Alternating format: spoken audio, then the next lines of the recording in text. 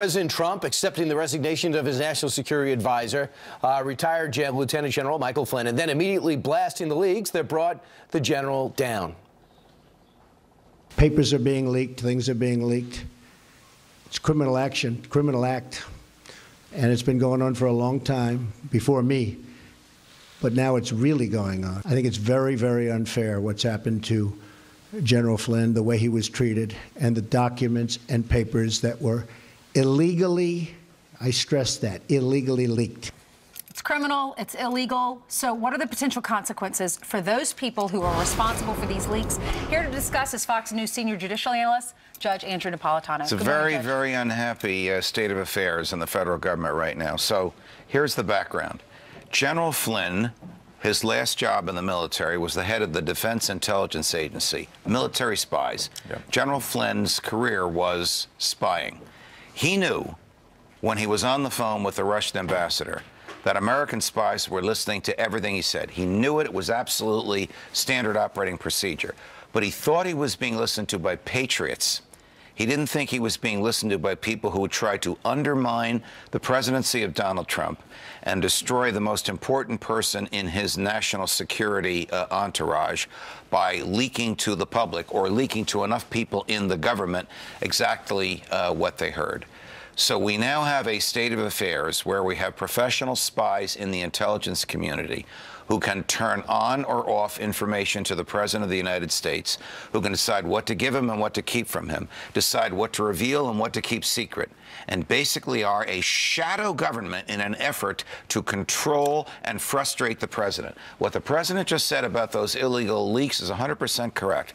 They are illegal, they're immoral, they're criminal. Will we ever find those people? Absolutely not. They are the best stealers of secrets, keepers of secrets, and leakers of secrets on the planet. They're the same people that concocted that stuff and leaked it about the president supposedly in a hotel room in Moscow. You know, I was reading Andrew McCarthy in the National Review, and he said because, you know, the leak came out that Flynn had discussed sanctions or whatever it was with the Russians, and they were very specific about what they leaked out. He says release the entire tape so people can actually see that. That'd be a very good thing. Andy's absolutely correct on this. If they released the entire tape, you'd see how harmless it was. Right. So here's the picture.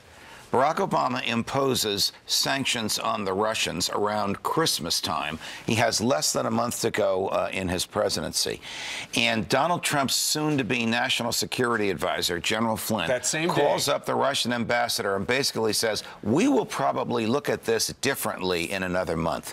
What the heck is wrong with that? That is good diplomacy, what the general said. If that's what he said, that's what we believe he said. But to Andy's point and your point, we haven't seen the transcript. But that We've only heard parts of it. Because they're trying to In my view, that is absolutely not illegal. The problem was misleading. He said he did not talk about sanctions, and he told the vice president that. The vice president goes on national TV and says he didn't talk about sanctions. It turns out he did. I do not buy the fact that Mike Flynn was asked to leave because of telling a white lie to Mike Pence. What do you think? First of all, Mike Pence knew exactly what Mike Flynn said. The president knew what Mike Flynn said. They both knew. And of course they talked about sanctions, right? Oh, of course they did. Donald Trump wanted a better relationship with Russia, and he didn't want the Russians to think that Barack Obama's tail end of his presidency would taint that. But wait a second. So what's your theory?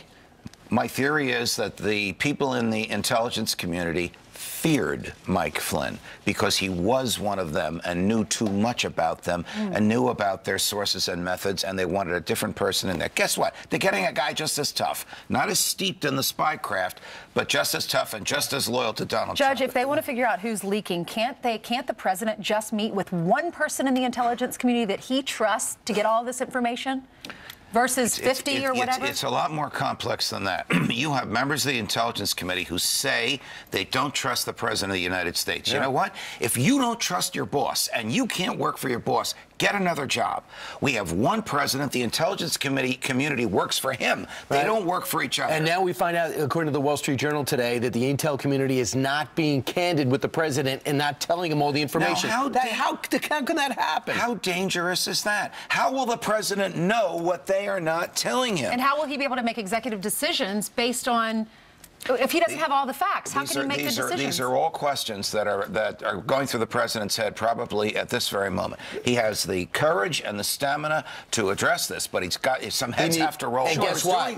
National Intelligence Director, not confirmed yet. Right. The CIA guy was just Mike Pompeo's only had the job for a week. Right.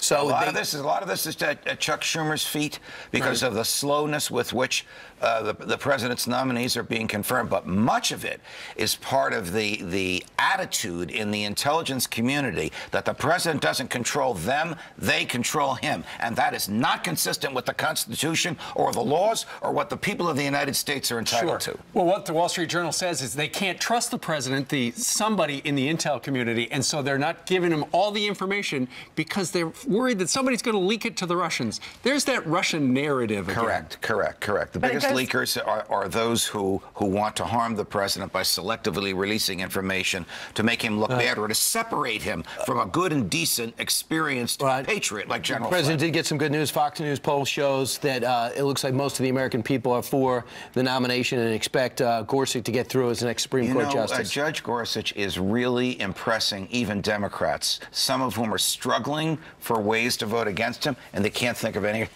reason to do so. So competent. Yes. Right, so 49% for it, 14% haven't made up their mind yet. I think the confirmation hearings will sound like a lesson in constitutional law, and I think it'll be confirmed very shortly thereafter. Although all the Democrats will probably vote against him, right? I don't think so.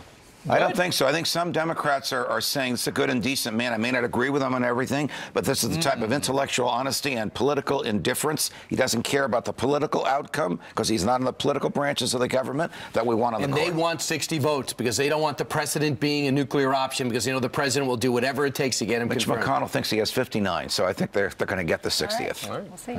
All right, guys. All the best. All right, Jim.